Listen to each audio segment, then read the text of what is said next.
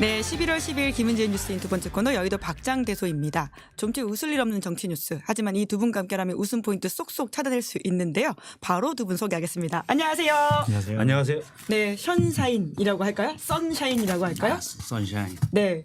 클라우드 장가 선샤인 박이라고 댓글에 제가 달리더라고요. 선샤인이고. 네. 네, 제가 사랑가사의 썬하고 연구소. 샤인 할게요. 네, 샤인 하시다. 반짝반짝한다. 샤인 발음이 어려우시면 샤이 하셔도 됩니다. 예. 예, 사랑가사의 연구소 연구실장 네. 박성태 실장님이시고요. 공론센터 장성철 소장님이십니다. 네. 저희 댓글창에 사랑가사의 연구소 후원하려면 어떻게 해야 되느냐고 질문까지 들어왔는데요. 신한은행이고요. 362 공사. 보호에 대해 저한테 보호하시면 제가 네. 잘 전달해 드립니다. 이거 직접 이렇게 하시면 정치자금법 위반이 될 수 있기 때문에 정치인이세요? 아니요, 정치 안 저는 하기 정치를 때문에. 안 하고 정치할 수도 정치 있으니까 안 해요. 아. 네, 안 해요. 그래서 저한테 보내시면 됩니다. 신한은행 362고요. 공사 4월 보시면 됩니다. 자, 그 사랑가사의 연구소는 어디에 실체한다. 실체하죠. 네, 그래서 후원금을 보낼 수 있다. 보낼 수 있는데 괜찮아요. 먹고 살아요. 괜찮다. 네, 네. 예. 또 라면 후원하시고 끓여 먹으면 싶으신 됩니다. 분들은 신용상 객잔에 구독, 좋아요, 알림 설정을 하시면 된다. 아, 예, 예. 이렇게 뭐 말씀을 사실 드리겠습니다. 제 개인 채널도 아니에요. 네, 아니 두 분이 요새 워낙 날아다니시니까 많은 분들이 두 분의 이야기들을 귀담아 듣고 있는데 그런데 지난주 윤석열 대통령 기자회견에 있어서는 두 분 전망이 갈렸고 한 분이 맞추셨어요. 기억하십니까? 그렇죠. 저는 사과라는 표현을 안 쓸 거다라고 했는데 예. 제가 거듭 얘기했잖아요. 제 말을 거꾸로 하는 청개구리 집단이다. 예. 대통령실은 제가 일부러 그렇게 말씀하신 건가요? 그럼요. 제가 막 얘기를 하니까 장성철 이게 틀리게 해야 되겠다. 그래가지고 사과라는 단어를 갑작스럽게 그날 아침에 집어넣었다라고 제가 대통령실 관계자로부터 얘기 들었습니다. 진짜요? 네. 근데 제가 졌다라고 저는 생각합니다. 근데 하지만 제가 그렇게 뭐 회식값을 내고 예. 그때 대통령께서 떡을 하시겠다고 하셨어요? 떡 50만 했어요. 떡. 네. 네. 대통령께서 뭐 사과라는 표현을 쓰면 그걸로 저는 족하다. 오. 야, 그걸로 족하다. 그걸로. 좀 역시. 보수파를 위해서 떡 역시. 충분히 할 수 있습니다. 이야. 저희 50만 원 돼야 일산 쪽에서 되겠습니다. 가장 높은 아파트에 살고 계시거든요. 예. 다르네. 역시 네. 그러니까 가장 높은 아파트에 사시는 클라우드 장이 예. 바라보는 전국은 다르다. 저는 뭐 윤석열 정권의 성공을 위해서 뒷받침할 수 있는 한 최대한 하겠습니다. 네, 한 기자회견이라고 평가하시나요? 완벽하게 실패했죠. 네. 자기네들은 정신 승리로 되게 잘했다라고 하더라고요. 근데 신기해요. 정신력이 대단해. 네, 메탈이 갑이야. 그때는 축구 선수들 시켜야 돼. 투혼. 보지 정신력. 않으니까. 정신력으로 막 뛰는 거죠. 전광판도 보지 않고 뛰어다니니까. 그러니까 국민의 민심을 제대로 못 읽는다. 예. 그렇게 볼 수밖에 없고 자기 체면, 집단 체면에 빠져 있어서 자기들이 보고 싶고 판단하는 것만 한다. 그렇게 볼 수밖에 없죠. 기자회견 직후에는 또 골프 연습을 했다라는 식의 CBS 보도가 났는데 대통령실은 트럼프 당선자를 대비한 연습이었다 이렇게 밝히고 있긴 그건 합니다. 새빨간 거짓말이고요. 새빨간 거짓말입니까? 아니 왜냐면은 노컷뉴스에서 그 중앙일보 기사 나오기 전에 태릉 골프장에 딱 있는 거를 취재를 한 거예요. 정보를 입수하고. 그래가지고 막 취재 들어가고 막 기사 쓰려고 하고 그러니까 그냥 어떡하지 고민하다가 그럼 트럼프 핑계를 대자. 물타기. 근데 태릉 골프장이 그 연습장 원래 공사 중이었거든. 그래요? 공사 중이었어. 근데 얼마 전에 공사가 끝났거든. 그래가지고 갔다 그러더라고. 공사가 끝나고. 그럼 그 전에 다른 곳을 물론 대통령실에서 사용하지 않았다 이렇게 말하고는 있긴 하죠. 박선원 의원 전에 지난 문제 제기에. 국감 때 나왔었잖아요. 예. 8월 24일 뭐 며칠 쭉 나왔는데 8월 22일이 부천화재인데 또 을지 프리덤 가드 UFC 예. 훈련 때도 골프 치러 갔었다. 의혹제기인데 당시 김용현 국방부 장관이 확인할 수 없다라고 그랬어요. 아니다라고 얘기한 게 아니고 확인해 줄 수 없습니다. 이렇게 얘기를 그건 했는데 했단 얘기예요. 그건 했단 얘기죠. 일단 뭐 전 대통령이 골프도 칠 수 있다고 생각하는데 안 되지. 그 시기가 부적절한 시기였지요. 네. 그렇죠. 그리고 8월에 친 거 보면 꼭 트럼프 대통령 물론 트럼프 대통령과 워낙 트럼프 대통령 별로 이제 저 마음에 드는 사람은 아니지만 워낙 초강대국 천주국 대빵이니까 같이 친한 척 해야 되니까 칠 수 있다. 거기까지는 동의. 예. 그런데 8월부터 쳤다면은 이게 꼭 트럼프 당선자 때문이냐? 자, 그것까지 의문이 들고 또 하나 있어요. 과연 대통령이 지금 막 쳐서 물론 예전에도 쳤다고 했지만 딱 관상이 골프를 잘 칠 관상이 아니에요. 아 그런 관상도 있나요? 자기 마음대로 하는 사람들은 골프 칠 수가 없어요. 아. 자기 마음대로 사는 사람들은 절대 KGBT는 골프를 잘 치기 그럼요. 어렵다. 절대 안 돼요. 네, 절대 안 돼요. 그래서 그런데 트럼프와 만약 골프를 치면 트럼프가 좋아할까? 한미 관계에 득이 될까? 이런 의문이 있습니다. 근데 사실 좀 일부러라도 져줘야 되는 거 아닌가요? 일부러 져주는 게 아니라 무조건 져죠. 예. 네. 예. 대통령이 골프를 잘 칠 수 있는 스타일이 안 되고 아마 트럼프가 얘기하고 미스터 윤. 그다음 되게 복잡한 영어 문장이네요. 아무튼 예. 영어 한국말로 하셔도 됩니다. 예. 다음부터는 당신과 절대 골프 안 쳐. 너는 골프채를 버리는 게 좋겠어. You had better not throw your 한국말로 드라이버. 하십시오. 예, 네, 예, 예. 맞아? 국문가시니까. 예, 예. 외국어는 어려워요. 예, 예. 예. 아마 그렇게 할 것 같다는 느낌이 들어요. 그래서 트럼프를 위해서라면 트럼프와의 친교를 위해서라면 안 치는 게 낫다. 네. 그 결국은 핑계에 불과하다. 네. 트럼프라고 하는 이야기를 가지고 와서 새빨간 거짓말 한 거다. 이렇게. 제가 보기에는 대통령과 대통령실 관계자들은 윤석열 대통령이 골프를 잘 친다라고 또 정신력으로 생각을 하고 있는 것 같아요. 타수는 잘 나올 수 있어요. 딱 치고 이제 저 오이 빠졌네. 멀리건. 또 딱 치는 거예요. 그리고 딱 올라갔어. 그러면은 야 그린에 올라갔네. 잘 쳤지. 그럼 어떻게? 오케이. 그러면 이제 80대 타가 나올 수 있죠. 그럼 잘 치는 거지. 네. 네. 아마 대통령 스타일에 딱 치고 드라이버가 잘 안 맞았다. 그러면 다시 한번 쳐야지 이런데 트럼프가 너무 멀리 간 그러면 이제 그때 한미 관계가 악화되는 거예요. 근데 트럼프가 같이 친다고 아직 한 적은 없지 않습니까? 그렇죠. 근데 이제 거기 플로리다에 있는 거기 가서 마라라고에 가서 이제 골프 치자. 그럼 트럼프가 갖고 있는 골프장도 많아요. 그래. 너 나랑 체격도 비슷하고 골프 한번 쳐보지. 이렇게 할 수도 있어요. 그런데 이제 한미 관계 악화될 거다라는 느낌이 좀 드네요. 제가 보기에는 지금 뭐 드라이버 치고 아이언 치고 우드 치고 유틸 치고 뭐 어프로치 치고 퍼터 이거 안 돼요. 안 돼. 하루에 2-3시간씩 매일매일 연습해도 안 돼. 그러니까 어차피 지금 상황에서 트럼프랑 정상회담을 하기 위해서 골프를 친다면 무조건 드라이버만 쳐라. 아마추어는 드라이버거든. 골프를 모르는 입장에서 좀 따라가기 어려운 그냥 드라이버만 있긴 막 한데요. 세게 쳐가지고 거리 막 나게 하면은 트럼프보다 거리 많이 나게 하면은 그거 내기라는 거예요. 헤이 트럼프 방위 분담 금액 우리 내기 합시다. 드라이버 거리로. 근데 트럼프 드라이버 거리 훨씬 나갈 거예요. 지금 그것만 연습하면 어때? 안 돼. 시간이 짧아. 얼른 말말말 넘어갈까요? 일단 근데 저는 이게 제 개인적 생각이에요. 뭐 이게 꼭 옳다고 주장할 건 아니고 그냥 대통령이 골프만 쳤으면 좋겠어요. 딴 거 일절 하지 말고. 위험해. 손대는데 다 망가져. 골프는 괜찮다. 그냥 국정은 한덕수 총리한테 그냥 맡기고 여사랑 같이 그냥 전국 골프장 다니고 골프만 치다가 그러다가 이제 뭐 법적인 조치가 나오면 그냥 순순히 따라가고. 근데 왜 이렇게 하세요? 이렇게 하려고 그러는데 아파트. 아파트. 법적인 조치에서 아파트. 성철이가 좋아하는 게임 스타트. Don't you want me like I want you, baby? 브루스마트. 네, 지금 굉장히 브루노 마스를 자연스럽게 지나가셨습니다. 제가 그 팔 봤는데. 아파트. 앵커님이 너무 편협한 생각을 갖고 계신 것 같아요. 아니 법적인 거 하면서 이렇게 하시는 사람이 어디 좌파야죠. 뭐 있으면 그때 뭐 누가 부르면 가고 어쨌든 정부에 저 멀리 떨어진데 골프장 가서 그냥 골프장 치고 지금 그렇습니다. 그게 국정엔 낫다. 예. 나는 개인적 생각입니다. 골프 칠 때냐 그런 생각 들어요. 지금 이 정도 시점이면은 역대 대통령들은 뭐라고 그랬냐면 공무원들 골프 치지 말라라고 하면서 우리 국민을 모시고 국정을 운영하고 국민을 위하는데 우리 골프 칠 시간 어딨냐. 우리 골프 금지! 이러는데 본인이 이렇게 골프 치니 공무원들은 또 논았지. 명품백 받아가지고 공무원들 배우자들 논하게 해. 골프 본인이 쳐가지고 공무원들 그냥 골프 치게 만들어. 뭐 나라가 어떻게 되는 거야 이거. 골프는 저희들이 칠 테니까 대통령님은 골프 치지 말고 국정 운영에 최선을 다해 주십시오. 대통령의 국정 운영을 보면 어떤 생각이 드냐면 그러니까 막 밑에 기름이 좀 깔려 있고 여기저기에 이제 초를 꽂은 병들이 놓여져 있어요. 좁은 골목이야. 회랑 아주 좁은. 덩치 큰 대통령이 막 이렇게 지나면서 막 초가 떨어뜨리려고 하는 그런 위험한 국정 운영. 그래서 저는 그냥 골프만 치셔라. 딴 거 하시는 게 낫다. 네. 라고 생각을 합니다. 그 제 개인적인 생각이에요. 그러니까 그 기자회견을 보고도 변화에 조짐이 없기 때문에 그냥 아무것도 안 하는 게 낫다. 뭐 이런 지금 조언이신 거잖아요. 의료 망가뜨려 놨잖아요. 음. 손대면 망가져요. 마이너스의 손대면 다 망가집니다. 손 대지 마시라. 아. 네. 네.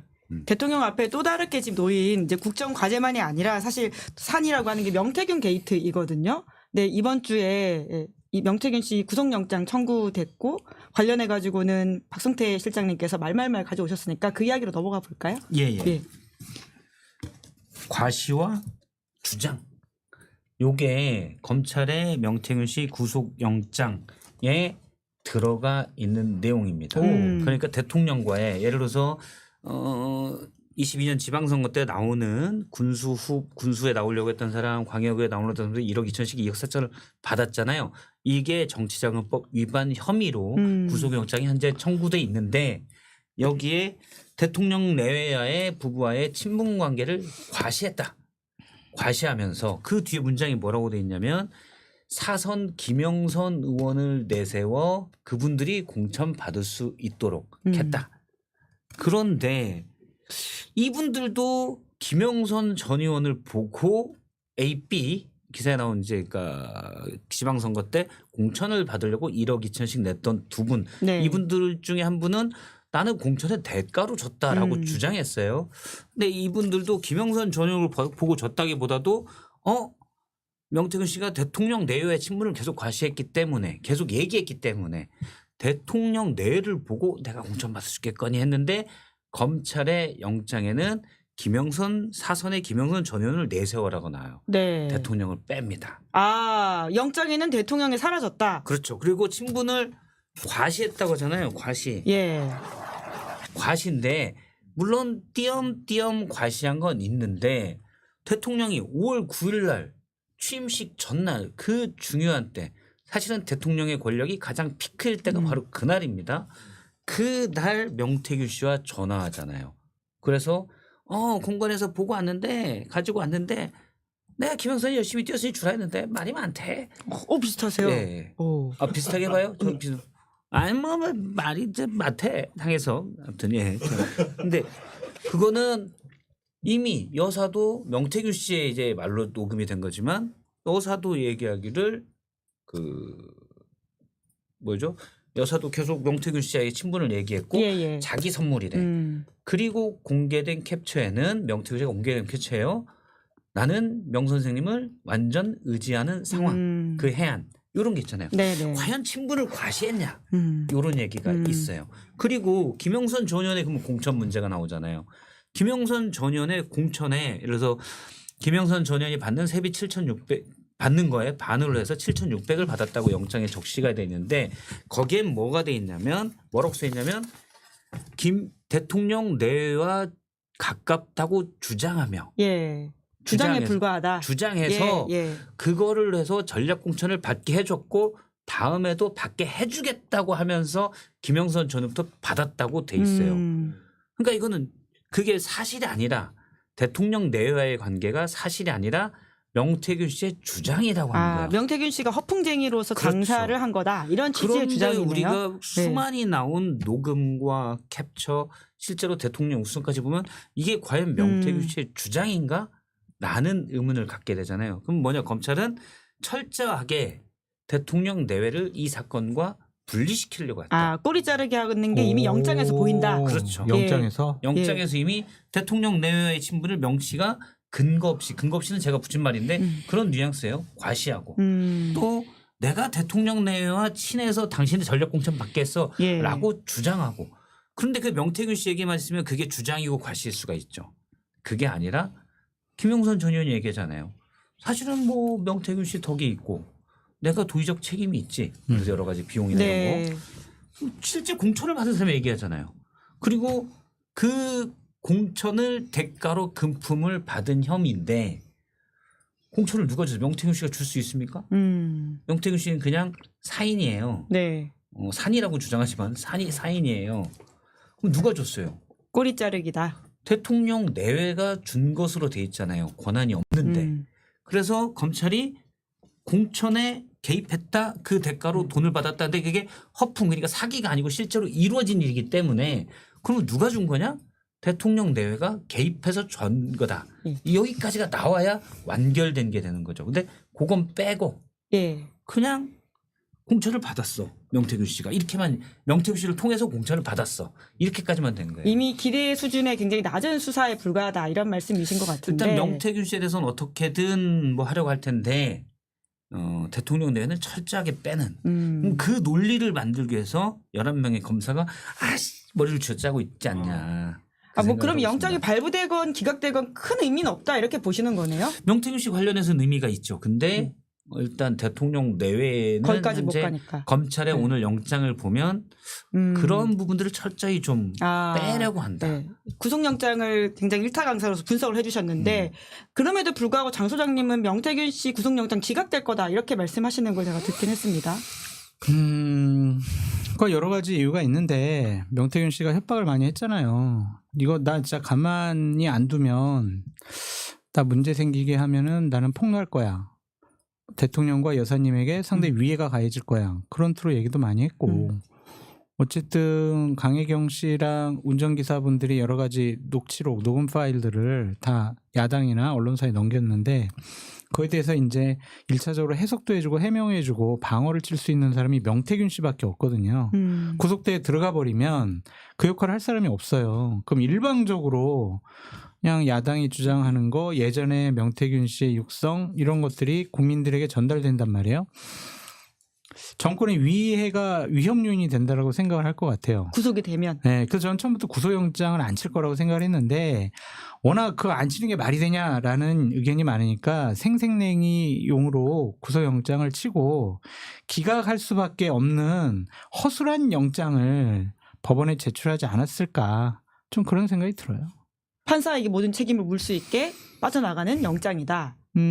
그러면서 이제 명태균 씨도 배려해주고 말씀하신 것처럼 영장에는 김건희 여사와 관련된 문제가 드러나지 않도록 하는 것을 통해서 일단은 대통령 부부를 좀 보호하려고 하는 것이 아니냐 좀 그런 생각이 듭니다.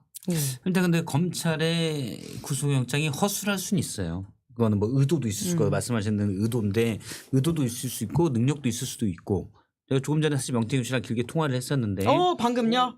네, 방금 통화를 길게 했어요. 아까 안 그래도 전화하시더니 명태균 씨랑 통화하고 계셨어요? 명태균 씨한테 제가 무슨 문자를 보내니까 뭐 오늘 답이 왔더라고요. 그래서 무슨 문자로 답이 와서 조금 전에 이제 방송 전에 전화가 와서 좀 통화를 했었어요. 그리고 뭐는 제가 그러면 요거는 제가 좀 방송에서 얘기해도 되냐 그랬더니 14일 지나서 어떻게 될지 모르니까 14일 지나서 얘기해달라라고 그러더라고요. 아 그래요? 14일 후에 이야기해달라? 근데 별 중요한 건 아니에요. 별 중요한 건 아니고. 본인한테 중요했나 보죠? 본인도 제가 볼 때 크게 중요한 거 아니에요. 근데 왜 14일이라고 했을까요? 그럼 본인도 수사 중에 있었던 일. 검찰 조사 가서 있었던 일들인데 아 그래요? 하고 좀 얘기했고 뭐 제가 굳이 14일 지나서 저 혹시 14일에 영장 실질심사잖아요. 네네. 그때 이제 구속의 기로잖아요.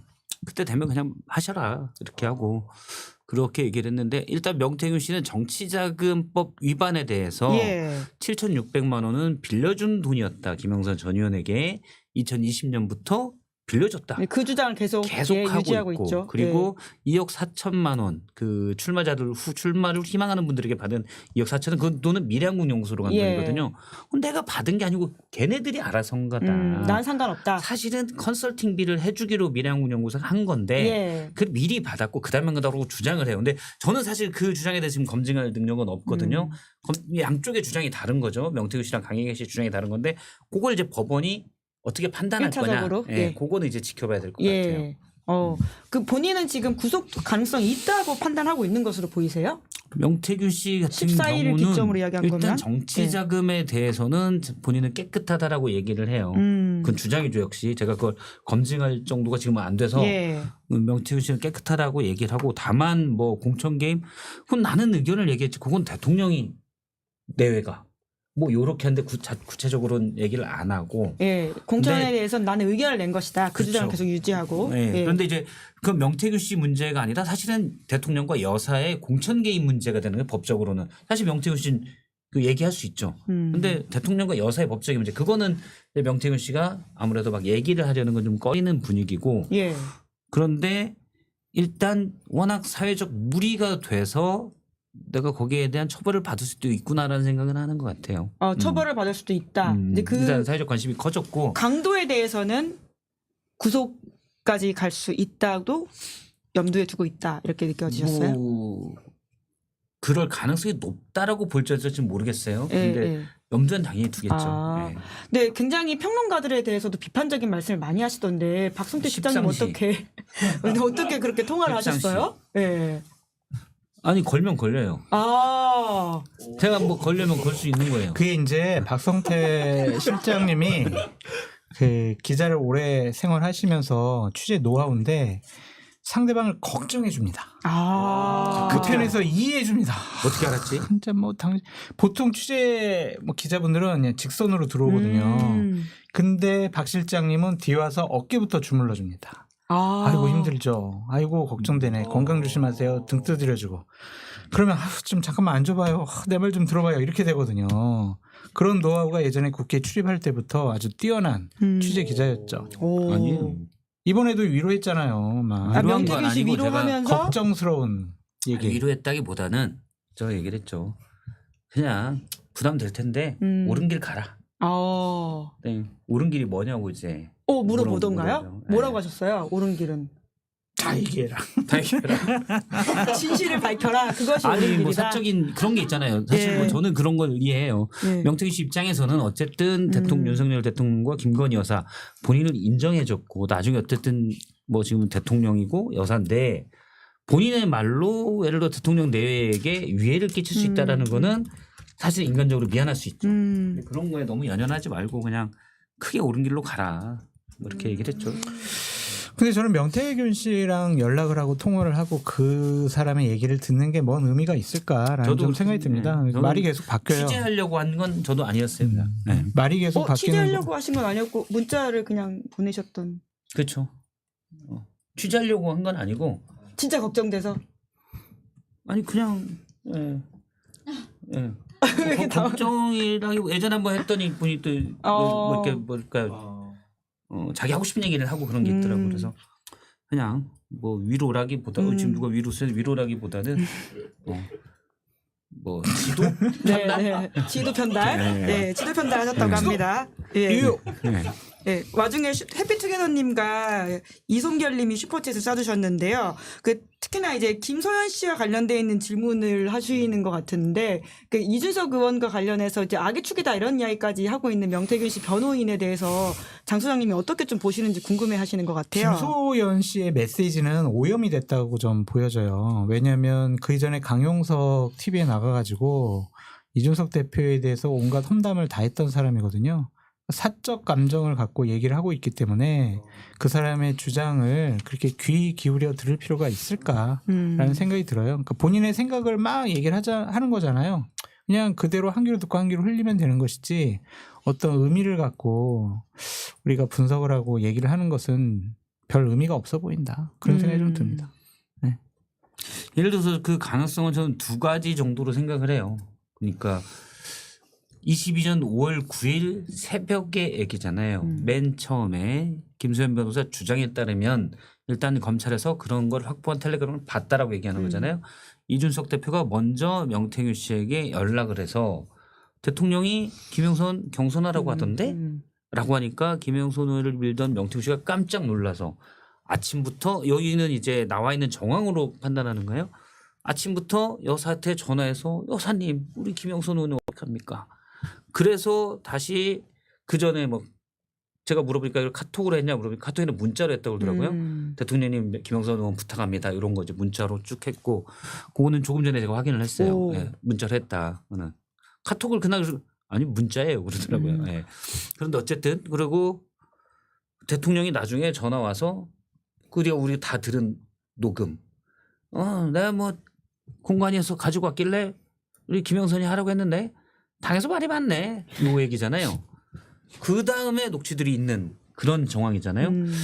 그런데 이준석 의원의 말이 과거 말과는 약간 달라요. 뭐냐면 과거에는 저한테도 얘기했었지만 일단 보궐선거는 안심번호를 받을 시간들이 없기 때문에 다 제주 당시에 7군데가 있는데 제주를 빼고는 다 전략공천을 했다. 그렇게 했는데 공천 확정 발표 전날 대통령이 경선이 나는데 요 얘기를 한 건 기존에 다르잖아요.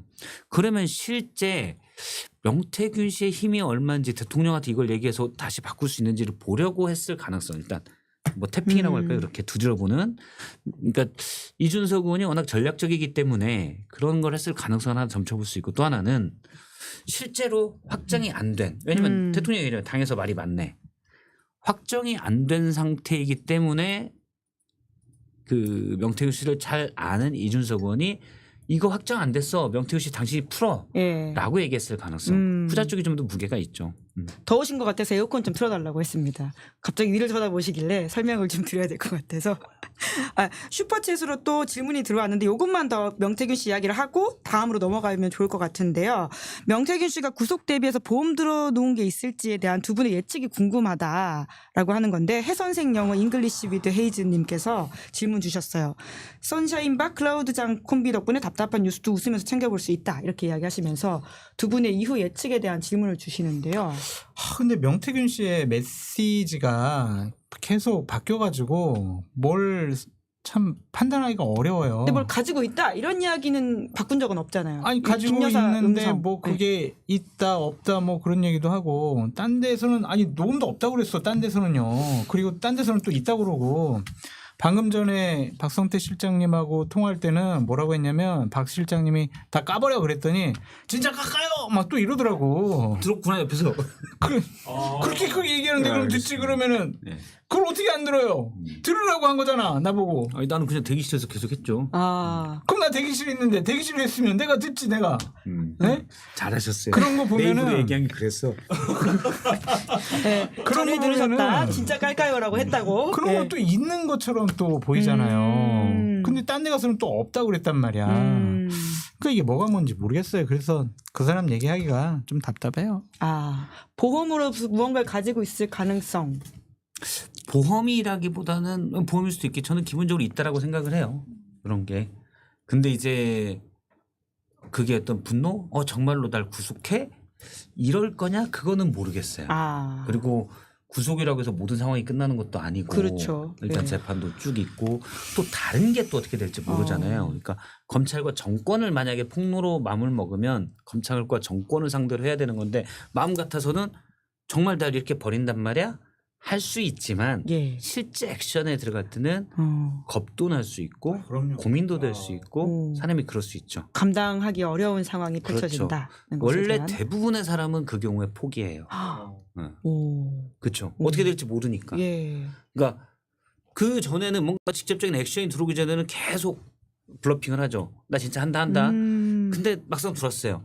그럼 여기서 더 나가는 게 나한테 유리할까? 어떨까?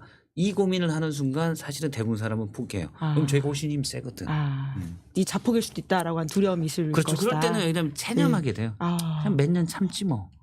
그게 우리가 사람과 사회 연구소잖아요. 대부분의 사람들의 반응입니다. 근데 명태균 씨가 그렇게 할지 어떨지 모르는데 저는 일단은 대부분의 사람의 반응에 들어가지 않을까라고 생각을 해요. 14일 이후에 박 실장님께서 들으신 이야기를 좀 더 풀어낼 수 있도록. 예. 녹음해놨어요? 아니 별거 없어요. 녹음해놨어? 네? 녹음해놨어? 이거 갤럭시 자동 녹음해요? 아니 전 자동 녹음이 아니에요. 내가 아까 제가 막 쳤잖아요. 아까 녹음해놓을 걸 그랬네 내가.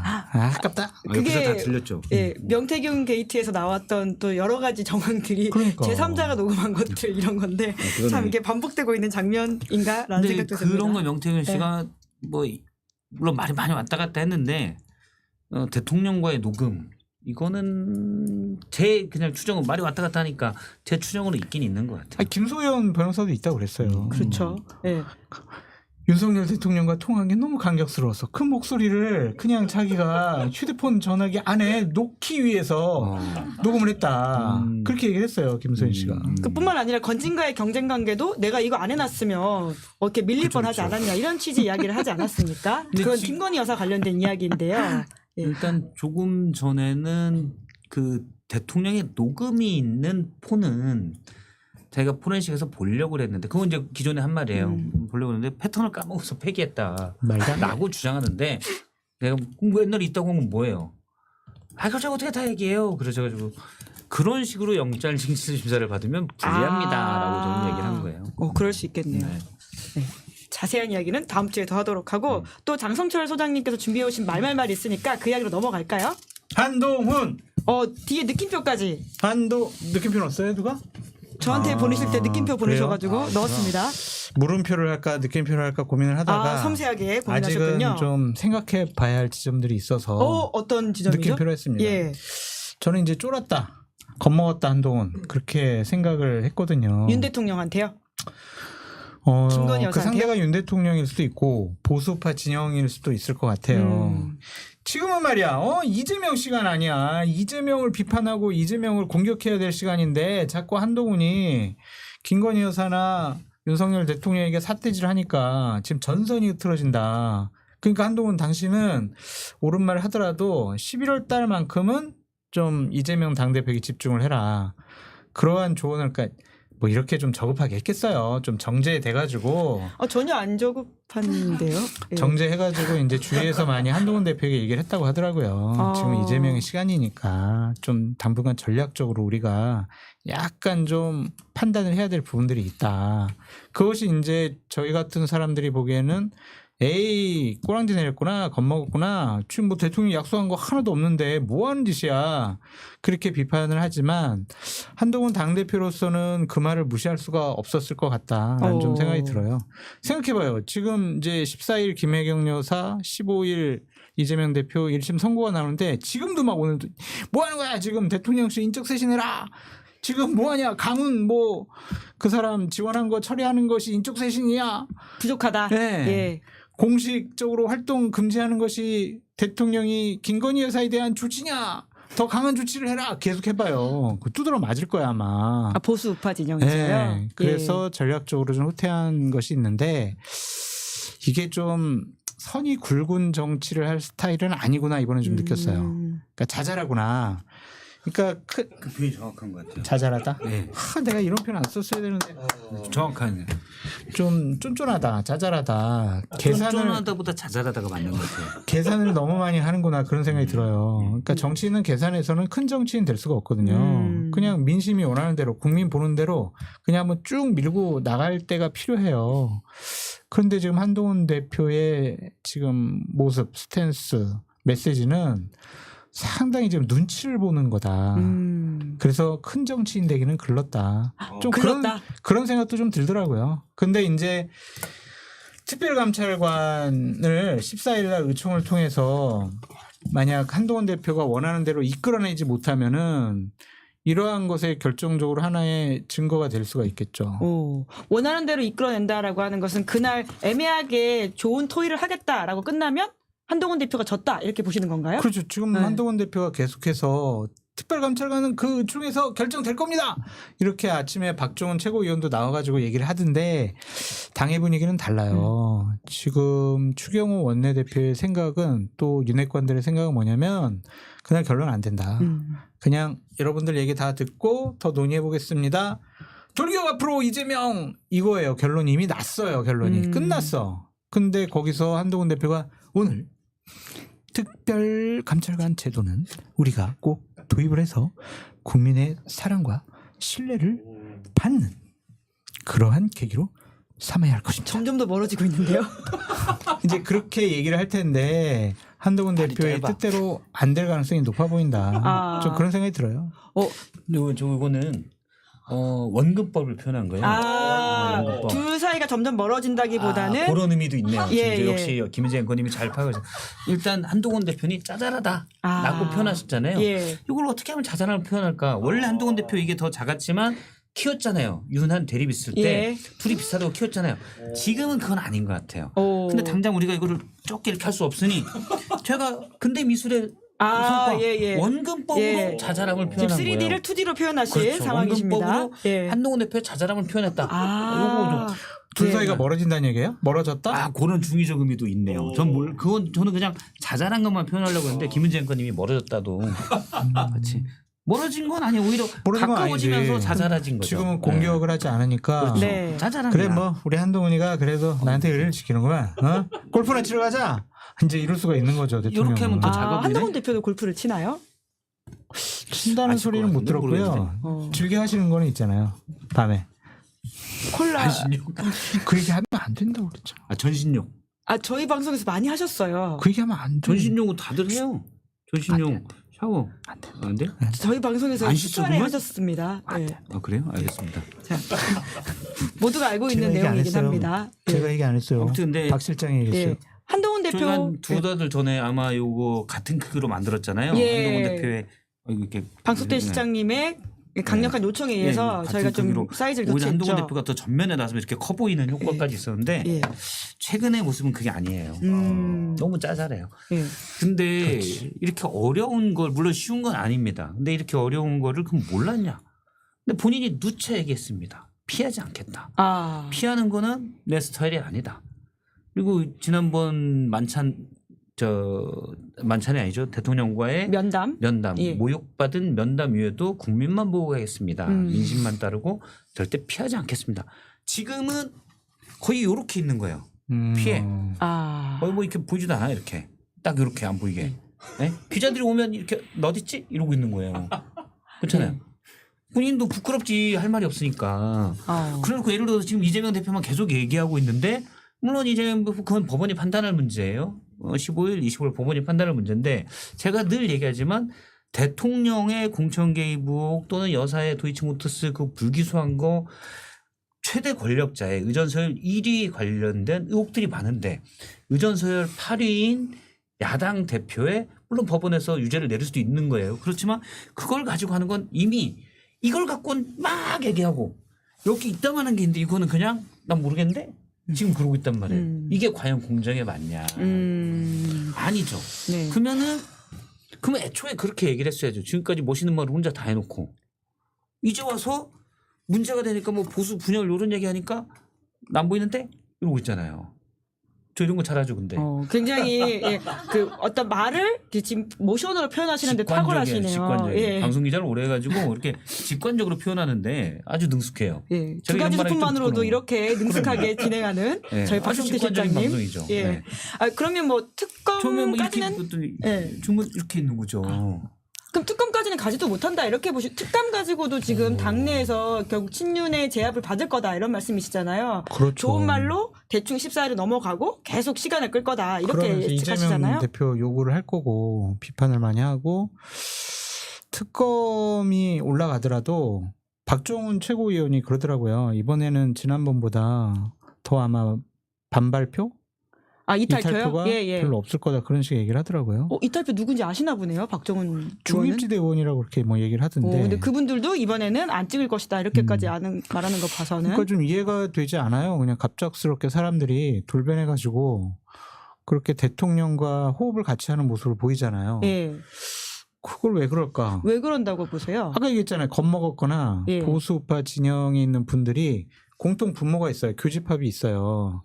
윤석열 대통령 좋아하고 한동훈 대표 미워하고 한동훈 대표 좋아하고 윤석열 대통령 미워하는 사람 그리고 장성철 싫어하는데 둘 다 좋아하는 사람 이런 사람들 보수파 진영의 사람들은 딱 교집합이 뭐냐면 이재명 나빠요예요. 근데 지금 이재명 나빠요라고 계속 손가락질해야 되는데 지금 계속 또다시 김건희 여사 문제에 대해서 문제 제기를 하면 내부 총질이다. 또 안 되겠네. 예. 그런 생각과 판단을 받을 수가 있다. 그래서 일단은 휴전. 총구는 이재명에게로. 이제 그렇게 전략을 짰다고.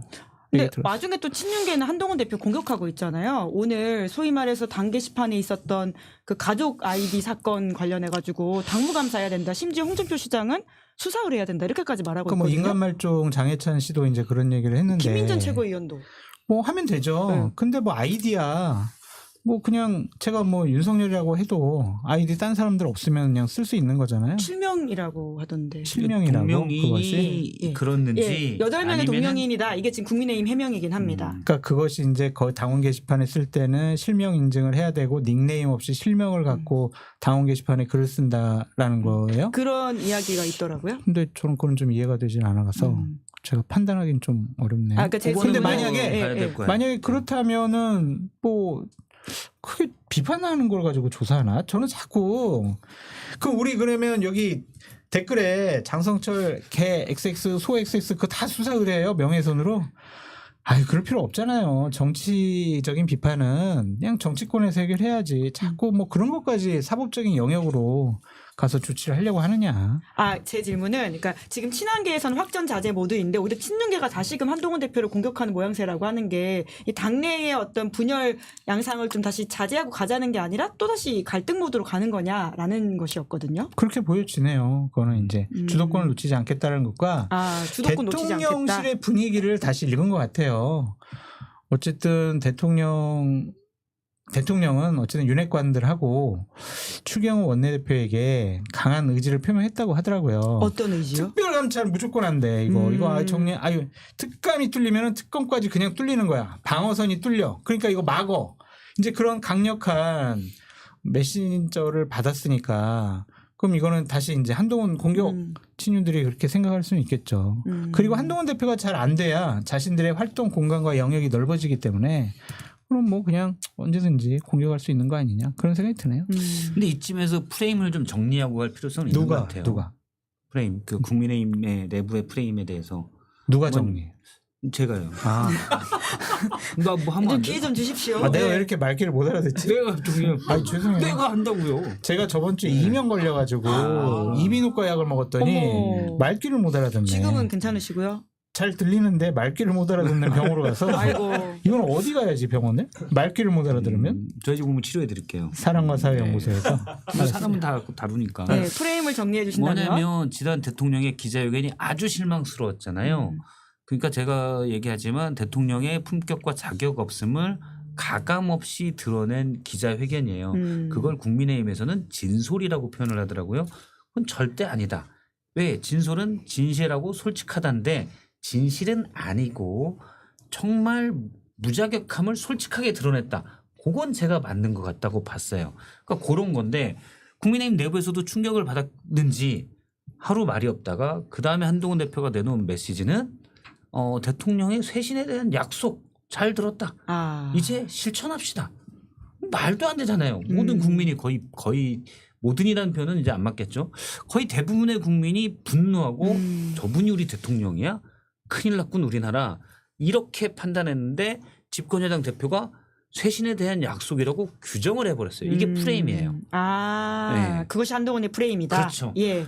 그런데 그거는 현실을 호도하는 겁니다. 절대 대통령은 사실은 사과도 제대로 하지 않았고 그렇죠. 사과했는데 뭐에 대해 사과죠?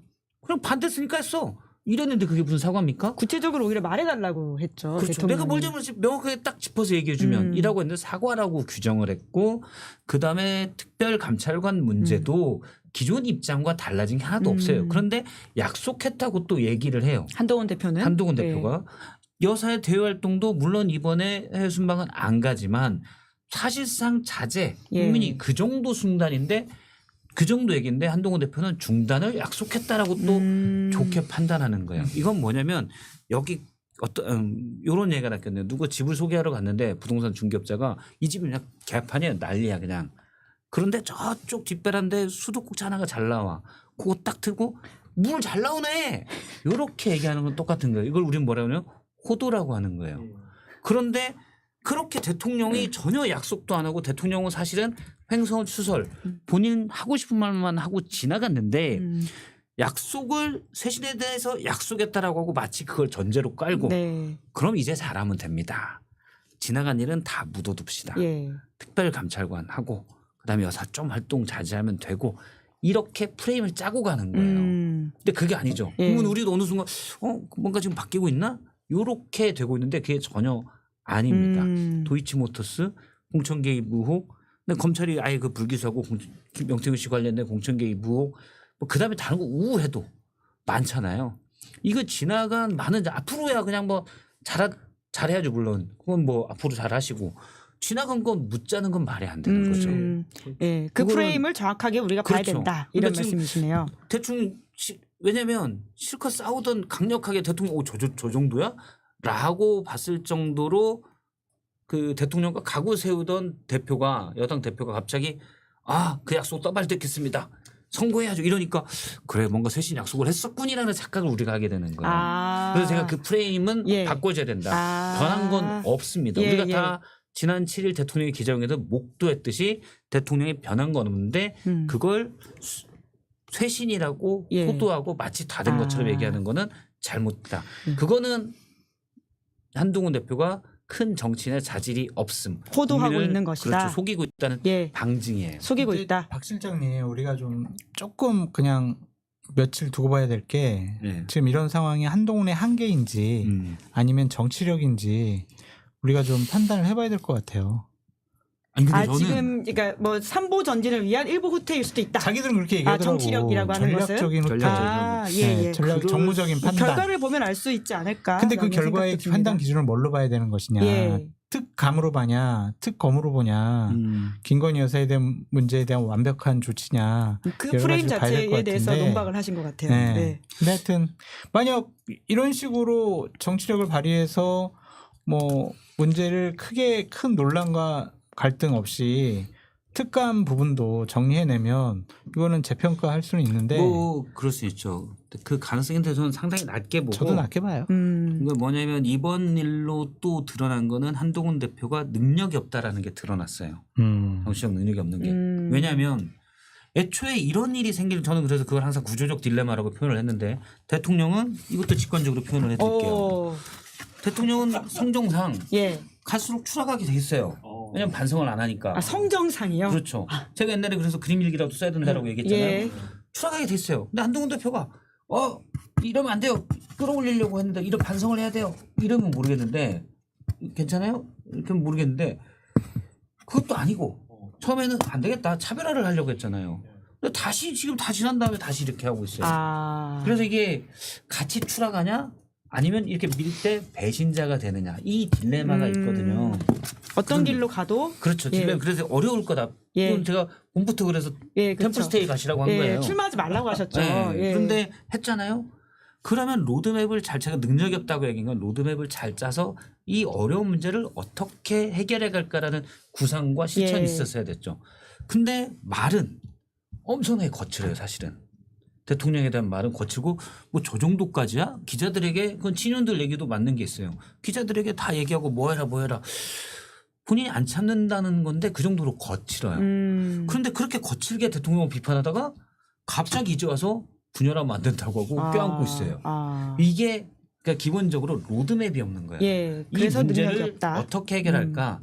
그러면 사실은 메시지는 무거워도 말은 거칠지 말았어야 됐고 지금도 사실은 오히려 대통령을 하면서도 행동 자체는 무거워야 되는데 그렇지 않은 거죠. 갈팡질팡 로드맵이 없이. 이건 뭐냐? 무능력이에요. 예, 굉장히 아프게 지적을 하고 계시는 것 같아요. 본인들은 그렇게 생각을 하지 않는 것 같고 결국에는 한동훈 대표 입장에서는 윤석열 대통령 부부가 자기에게 의존하고 의지하고 손을 들어줄 거다. 그렇게 생각하는 것 같아요.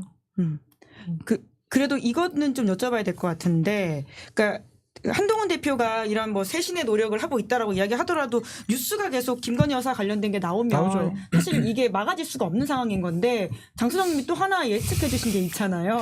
한 유력 일간지에서 김건희 여사가 정권 초에 대통령실 참모들을 임명을 하는데 상당한 영향력을 행사했다. 거기서부터도 이미 문제인데 더 들어가는 이슈가 있지 않습니까? 참 사회 잘 보시네.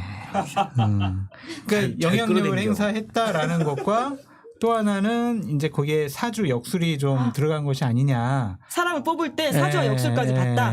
그런 의혹을 갖고 조사를 했는데 취재를 했는데 나 사주 봐줬어.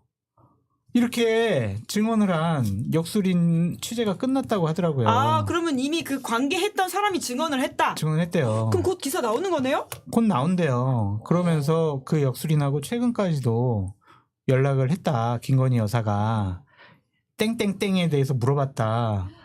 본인이 신경 쓰고 있는 한 공직자에 대해서 그 사람 아니 운명이 어디 땡땡땡이 아니라 자기 자신에 대해서 내가 어떻게 되나요? 뭐 이런 자신의 식의 미래에 대해서 얘기를 좀 물어봤다. 그것까지도 이제 다 취재를 끝냈다고 하더라고요. 그래서 한번 보시죠. 그것도 이제 다음에 어떤 파장이 나올지. 근데 이게 제일 클 수도 있다. 만약에 그렇죠. 이제 몇몇 수석, 비서관, 뭐 행정관 중에 누군가 사실은요 진짜 저 사주 냈어요.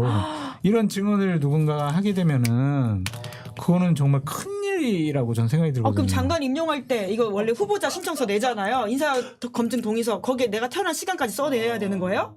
아니 그게 아니라 이제 예를 들면 이런 거죠. 이제 저기 후보자님 저희 관저로 오시죠. 저희 차 한 잔 이렇게 드릴게요. 그래서 이제 관상부터 보는 거지. 누군가 장관이 될 사람 누구인가 이제 그것부터 보고 그게 조금 마음에 들면 사주 좀 저한테 주시면 관상은 먼저 1차하고 2차가 사주예요? 네, 그 사주 보내주시면 제가 올해 운수 좀 봐드릴게요. 뭐 이럴 수도 있지 않을까. 저 이제 상상하는 거죠. 사주 보는 쌤이 여사한테 이마가 넓어서 광채가 나는데 자리는 높을 사람입니다. 하지만 너무 턱에 욕심이 많아서 재물을 담을 수 있으니 뭐 이렇게 쭉 하면 여사가 그래요? 그럼 오케이. 뭐 이런 식으로 하는 거예요. 김건희 여사를 상당히 무시하는데 김건희 여사도 예, 도 같으신 분이라서 그 정도는 본인이 하시고. 예. 그러니까 얘는 양념과 과장법이 많이 들어간 거고 상상의 날개 들어간 건데 어쨌든 취재가 거의 다 끝났다고 하니까 그것이 나오면은 그거는 대단히 위험할 것 같아요. 이제. 거의 뭐 조선시대 사극을 보는 듯한 느낌입니다. 조선시대보다는 이제야 저는 알게 됐어요. 여사는 제사장이었던 거야. 근데 사실은 네. 본인도 영험한 기운이 있다 이런 이야기, 여사는 이야기를 한 적이 있죠. 우리나라를 근데 지난 여름 왜 이렇게 뒀던 거예요? 근데 사실은 예. 대통령실의 초반에 제사장 보육국가인데 우리 나 얘기 안 해도 돼. 사실은 제 많은 저랑 알고 있는 분들이 초반에 대통령실 많이 갔잖아요. 그거를 처음에 저한테 얘기한 분들이 있었어요. 이미 그럼 정권 초부터 그런 이야기 들으셨어요? 그렇죠. 당사자들로부터. 자기가 관상과 사주 면접을 봤다. 관상 얘기는 안 했고 그냥 관저에 불러서 이렇게 여러 가지 얘기도 나누고 밥도 먹고 차도 마시고 사주 내라고 해서 사주 냈다. 그런 얘기를 저한테 해준 후배들이 몇몇이 있어요. 장 소장님 근데 윤석열 정부 전에 다른 보수 정부 혹은 다른 뭐 이렇게 민주당 정부에서도 관저에 가서 면접을 보고 관상과 사주 이야기를 한 적이 있나요? 그런 적은 없었던 걸로 알고 있고 삼성에서는 뭐 이제 면접관으로 좀 거기가 역술인이 민간 가서 기업이니까 그랬다는 얘기가 있죠. 근데 이것이 이제 어느 정도 팩트 확인이 되면은 큰 문제가 되겠죠. 그렇게 봐요. 클라우드 장애 예언이 나왔습니다. 제가 이건 예언이 아니라 들었으니까. 저는 진짜 한 2년 6개월 전부터 들었으니까. 근데 그건 문제인 것 같아요. 예를 들어서 뭔가 헷갈릴 때 고민이 막 돼요. 그러면 실제 그렇게 보는 사람 저는 뭐 그런 걸 전혀 안 믿지만 그래서 못 사나? 근데 어쨌든 근데 고민이 될 때 답답하니까 물어나 보자 이럴 수 있다고 전 봐요. 개인적으로는 그렇죠. 그런데 만약에 이게 의사 결정의 주요 단계다. 그건 문제죠. 그럼 우린 제사장이 진짜 있는 거예요. 옛날에 이제 김영삼 정권 때는 이런 적이 있어요. 김현철 씨라고 소통령이 있었잖아요. 아들? 그 사람이 이제 안기부였나? 그 당시에는 안기부의 라인을 딱 잡고 있어서 거기서 인사검증을 했으니까 그러니까 누가 장관으로 누가 1배수로 올라갔습니다. 그러면은 먼저 김현철 씨가 그 정보를 알고 그 장관 후보자에게 전하는 거지. 저 이번에 저희 장관 되셨으니까 대통령님 잘 모시고 제가 가끔 연락 드릴 테니까 여러 가지 얘기 좀 나누시죠. 그럼 충성할 수밖에 없지. 내가 좀 좋은 얘기도 좀 많이 가깝게 해드렸어요. 이러는 순간 그냥 끝장나는 거예요. 내가 인사에 영향을 미쳤다 이런 뉘앙스니까. 근데 만약에 여사가 관저에 불러가지고 사주 내놔라 그러면은 됐어. 걔가 이제 됐어. 통과돼가지고 그러면은 여사한테 충성할 수밖에 없는 상황이 될 수가 있겠죠. 지금 뭐 국무총리 관련해 가지고도 그건 모르겠어요. 이렇게 아침에 박정훈 의원이 몇 명의 이름을 이야기하던데 진짜 이제 앞으로는 모든 프로세스를 그렇게 의심할 수밖에. 아니 이제 안 그러겠죠. 근데 일단 대상 이 박정훈 의원이 얘기한 대상 몇 분 그분들이 과거에도 얘기가 많이 나왔었는데. 추경호 의원은 처음 아닌가요? 이름 나온 게? 추경호 분은 이제 처음 나왔는데 나머지 분들은 원희룡, 이전에 나온 분들은 주호영. 그게 과연 맞나? 사주와 상관을 우리가 딱 봐도 알잖아요. 이분들은 비서실장을 하면 안 되는 분들인데. 이번엔 총리이긴 했습니다. 그렇죠. 총리도 하면 안 되는 분들이에요. 국정을 책임을 져야 되는 분들이. 근데 이제 이렇다 하더라고. 그 총리 그 부분도 처음에 이제 총리를 딱 바꾼다고 국회에다가 인사검증을 하면 무조건 처음에는 민주당에서 반대할 거다. 떨어뜨리는 카드를 하나 먼저 낸다. 1차 낙선 카드를 하나 딱 던지고 진짜는 딱 뒤로 두 번째로 대기시켜 두 놓는 번이나 거죠. 부결시키기는 부담되니까. 부담되니까. 그래서 그 두 번째가 추경호다. 첫 번째 버리는 카드를 누구로 사용할까. 그 부분이 지금 되게 고심을 하고 있다라고 좀 지나가는 바람에게서 얘기 들었어요. 오, 그러면 그 첫 번째 소위 말해서 민주당을 그러니까 야당을 통과하기 어려운 카드로서는 원희룡 전 장관이나 이런 분들 모르겠어요. 어. 황우여 전 새누리당 대표나 아니면 이번 비대위원장 하셨잖아요. 예. 그런 분도 좀 검토하는 것 같고 봐야죠. 근데 예. 비서실장설도 과거에 말씀해 주신 적이 있는데 지금에 와서 기사가 조금씩 나더라고요. 장소영님이 한 2, 3주 전에 저희 방송에서 이야기하셨는데 제 말이 다 거의 맞다니까요. 예. 진짜 클라우드장. 점수사 같아요. 다 맞춰요. 아, 점술사신가요? 자 이제 갑시다. 네. 자, 끝내야 될 시간이 된 것 같습니다. 자, 그래도 주문을 외워보자. 야발라바 히야. 못하신 말씀이 있으시다면 그것으로 마무리하시면 될 것 같습니다. 못한 말씀은 저희 공개방송 때 제가 마이크를 다 끄고 여러분들 녹음 안 한다는 조건으로 제가 다 몇 가지 썰을 풀어드리도록 이야, 하겠습니다. 이미 지금 굉장한 큰 관심을 받고 있는데 지금 오늘 말씀으로 더 많은 분들이 신청하실 것 같습니다. 신청 많이 왔어요? 엄청 왔습니다. 엄청 왔어요? 예. 근데 정말 그때는 세종문화회관에서요? 저희 잠실에서 해야 될 것 같아요. 이 정도 인원이면. 저기 영종도 가면 인스파이어 아레나라고 큰 공연장이 있거든요. 거기 한 15,000분 들어가니까 아. 거기서 하시죠. 뭐. 네, 열심히 신청해 주시는 걸 보고 또 저희가 이야기를 다시 드리도록 하겠습니다. 오늘 방송 마무리 인사는 언제나 그랬듯이 구독, 좋아요. 알림 설정. 네, 두 분 오늘도 감사드렸습니다. 감사합니다. 자, 김은지의 뉴스인 11월 12일 준비한 방송 여기까지고요. 내일 오후 5시에는 김종대 전 의원과 함께하는 정치풀 악셀 준비되어 있습니다. 김종대 전 의원이 운전석에 앉고요. 내일 옆자리에는 봉지욱 기자가 앉을 예정입니다. 오늘 방송 재밌게 보셨다면 구독, 좋아요, 알림 설정 부탁드리겠습니다. 고맙습니다. 시사인이 만드는 정치 라이브 김은지의 뉴스인 매주 월요일부터 목요일까지 오후 5시에 생방송됩니다. 구독, 좋아요, 알림 설정으로 함께해 주시면 큰 응원과 격려가 됩니다.